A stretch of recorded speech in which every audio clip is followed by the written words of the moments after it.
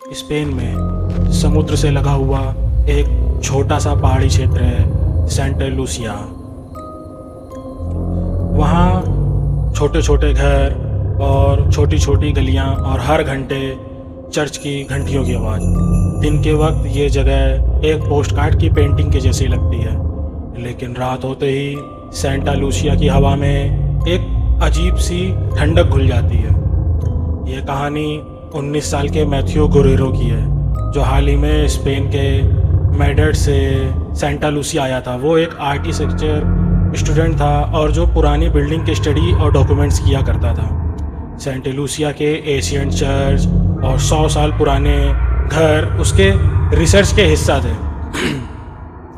Santa Lucia एक बहुत ही सुंदर सा टाउन था, लेकिन बेहद ही खामोशी थी वहाँ। मैथ्यू ने नोटिस किया कि शाम होते ही लोग जल्दी जल्दी अपने घर चले जाते हैं। कोई भी आदमी अंधेरा होने के बाद बाहर घूमता हुआ नहीं दिखता था। एक शाम मैथ्यू चर्च से लगी एक पुरानी सेमेट्री यानी कि कब्रिस्तान की रिसर्च कर रहा था। तब मैथ्यू ने एक अजीब सी चीज़ नोटिस की। उस सेमेट्री के अंदर एक कब्र के पास एक टूटा हुआ वेडिंग आर्च खड़ा हुआ था, जैसे किसी ने वहाँ पे शादी की हो और फिर उसे वहाँ पर छोड़ दिया। आसपास सूखे हुए फूल लटक रहे थे और उस आर्च गेट के नीचे मिट्टी गर्म थी और बाकी जगह से थोड़ी ज़्यादा काली थी। मैथ्यू ने इस बात पर ध्यान नहीं दिया, लेकिन उस रात से उसके साथ एक अजीब सी चीज़ शुरू हो गई।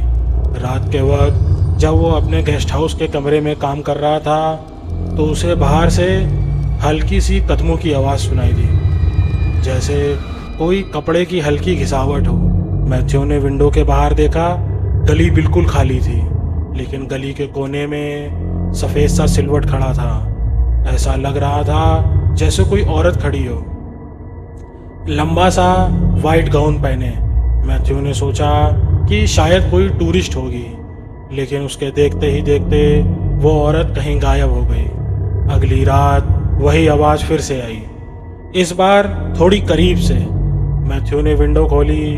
गर्मी के मौसम में एक बेहद ही ठंडी सी हवा कमरे में घुस आई और उसे लगा कि जैसे कोई अभी अभी उसके गेस्ट हाउस के सामने से चलकर गुजरा हो। नीचे पत्थर की सड़क पर कुछ निशान थे, जैसे किसी ने गीली मिट्टी पर चलकर फुटप्रिंट्स छोड़े हों, और वो फुटप्रिंट्स सीधा उस पुरानी सिमेट्री की तरफ जा रहे थे।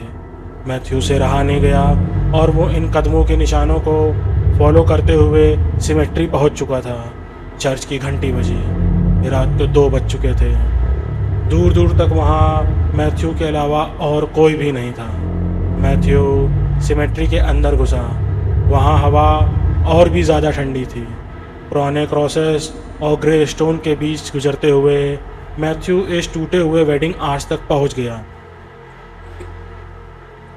वही आर्च जिसे उसने एक दिन पहले देखा था, और तब मैथ्यू ने उसे पहली बार देखा। आर्च के नीचे एक औरत खड़ी थी, सफ़ेद वेडिंग गाउन पहने, जो कि काफ़ी पुराना सा लग रहा था। उसका चेहरा सफ़ेद से घूंघट से ढका हुआ था। ऐसा लग रहा था जैसे वो औरत वहाँ खड़ी किसी का इंतज़ार कर रही हो। मैथ्यू ने एक कदम आगे बढ़ाया और एकदम से तेज़ हवा मानो रुक सी गई। उस कब्रिस्तान के अंदर की खामोशी इतनी गहरी हो गई कि मैथ्यू को अपने दिल की धड़कन तक सुनाई देने लगी। वो औरत धीरे धीरे मैथ्यू की तरफ मुड़ी। उसका घूंघट थोड़ा सा हटा और जो चेहरा मैथ्यू को दिखाई दिया, उसे देखकर मैथ्यू के होश उड़ गए। उस औरत के चेहरे का रंग एकदम सफ़ेद था। आंखें ऐसी भयानक जैसे किसी आत्मा ने उसे पोजेस कर रखा हो, और चेहरे पर खून के निशान थे जो शायद जम चुके थे, जैसे कई सालों पहले वो औरत खून के आंसू रोई हो। मैथ्यू ने नोटिस किया कि उस औरत के पैर ज़मीन को छू ही नहीं रहे थे। मैथ्यू का पूरा शरीर ठंडा पड़ गया और वो जैसे फ्रीज सा हो गया। पर इससे पहले कुछ होता, वो औरत हवा में घुलकर अचानक ही कहीं गायब हो गई। मैथ्यू पूरी रात नहीं सोया। सुबह जैसे ही गेस्ट हाउस का बूढ़ा केयर टेकर वहाँ आया, मैथ्यू ने उससे उस औरत के बारे में पूछा। केयर टेकर ने पहले कुछ भी नहीं कहा, लेकिन जब मैथ्यू ने उस कब्रिस्तान के वेडिंग आर्ट्स का जिक्र किया तो उस केयर टेकर का चेहरा सफ़ेद पड़ गया। उस बूढ़े केयर टेकर ने बताया कि यह कहानी 1889 से शुरू होती है। उस साल सेंटा लूसिया में एक शादी होने वाली थी। दुल्हन का नाम था इजाबेला रोमेरो और दूल्हा था हार्वेयर मोरालेस। टाउन का सबसे खुश कपल के रूप में उनकी शादी सेलिब्रेट हो रही थी। मंडप उसी कब्रिस्तान के पास बनाया गया था क्योंकि चर्च में रेनोवेशन का काम चल रहा था। शादी की रात सब लोग इकट्ठा हुए। इजाबेला अपने वेडिंग गाउन में मंडप तक पहुंची, लेकिन उसका दूल्हा कभी आया ही नहीं। बाद में पता चला कि उसका दूल्हा शादी के कुछ घंटे पहले ही सेंटा लूसिया छोड़कर किसी और लड़की के साथ भाग गया था। इजाबेला ने पूरी रात उस मंडप के नीचे उसका इंतज़ार किया। रात ठंडी होती गई और सुबह होने से पहले इजाबेला वहीं गिर गई। उसका दिल बंद हो चुका था। कुछ लोग कहते हैं कि उसे बहुत बड़ा सदमा लगा था, जिसकी वजह से उसकी मौत हो गई। इजाबेला की बॉडी को उसी कब्रिस्तान में दफन कर दिया गया। लेकिन उस रात के बाद सेंटा लूसिया में एक अजीब चीज़ होने लगी। कभी कभी रात के वक्त लोग एक सफ़ेद वेडिंग गाउन में एक औरत को उस कब्रिस्तान के आर्च गेट के नीचे खड़ा देखते हैं, जिसे वो अभी भी किसी का वहाँ पर खड़ी होकर इंतज़ार कर रही हो। लोग उसे डेड ब्राइड या कॉर्प्स ब्राइड बुलाते हैं। मैथ्यू इस कहानी को सुनकर घबरा चुका था। कल रात उसने भी उस डेड ब्राइड को देखा था। उस रात मैथ्यू जब अपने कमरे में था तो उसने फिर से वही आवाज़ सुनी। इस बार वो कदमों की आवाज़ सीधे उसकी कमरों के बाहर तक आई और फिर हवा में एक अजीब सी स्मेल आने लगी, गीली मिट्टी और पुराने फूलों की स्मेल। मैथ्यू अब घबराने लगा था। उसने धीरे से दरवाजे की तरफ देखा। दरवाजे के नीचे से एक परछाई नज़र आ रही थी, जैसे कोई बिल्कुल दरवाजे के सामने खड़ा हो। और फिर उसके कमरे का दरवाजे का हैंडल अपने आप धीरे धीरे हिलने लगा। घबराहट के मारे मैथ्यू के पसीने छूटने लगे। तभी हैंडल हिलना रुक गया और फिर एकदम से कमरे का दरवाज़ा खुल गया। मैथ्यू की चीखें निकल गईं, लेकिन दरवाजे पर कोई था ही नहीं। और कुछ सेकंड्स बाद कदमों की आवाज़ वापस से दूर चली गई और तभी मैथ्यू की नज़र उस कमरे की खिड़की पर गई। खिड़की के बाहर वही भयानक दिखने वाली औरत खड़ी थी, उसी सफ़ेद वेडिंग गाउन में, अपनी भयानक आँखों से मैथ्यू को ही घूरती हुई। और फिर अचानक ही वो गायब हो गई।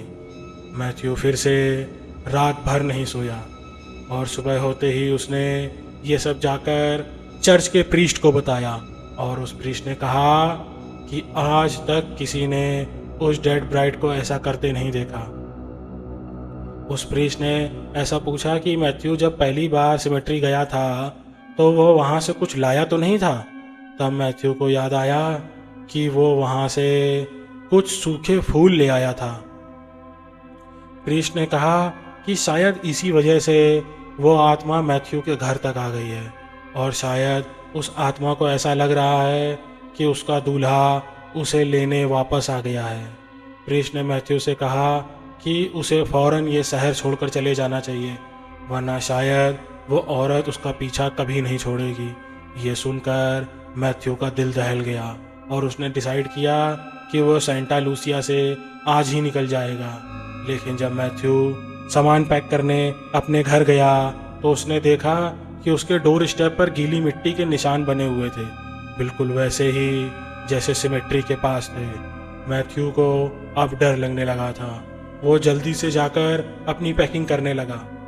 तभी उसने खिड़की से देखा कि आसमान का रंग बदल रहा है और काला पड़ रहा है। तभी अचानक घर की लाइट्स जलने बुझने लगीं और एकदम से घर में अंधेरा हो गया। तेज बारिश शुरू हो गई और बिजली कड़कने लगी और तभी एक और बार बिजली कड़की और वो औरत मैथ्यू के ठीक सामने आ खड़ी हुई। मैथ्यू उसे देखते ही जोर से चिल्लाया, गेस्ट हाउस का वो बूढ़ा केयर टेकर बस वहाँ पहुँचा ही था कि उसने बाहर खड़े खिड़की के अंदर देखा। मैथ्यू घबराते हुए चिल्ला रहा था और उसके सामने एक सफ़ेद गाउन में एक भयानक औरत खड़ी थी। वो भागा भागा घर के अंदर गया, मैथ्यू के कमरे तक पहुंचा, लेकिन तब तक बहुत देर हो चुकी थी। मैथ्यू वहां था ही नहीं। कुछ घंटे बाद मैथ्यू की डेड बॉडी मिली, उसी कब्रिस्तान के अंदर, उसी वेडिंग आर्च के नीचे, गीली मिट्टी में ढकी हुई।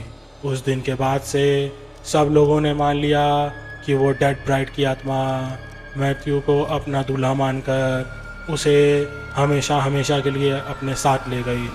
दोस्तों, कैसी लगी आपको ये कहानी आज की? अगर आपको ये कहानी अच्छी लगी हो तो जल्दी से हमारा ये चैनल हॉरर रेडियो को सब्सक्राइब कर लीजिए और बेल आइकन की बटन को दबा के ऑल ज़रूर कर दीजिए।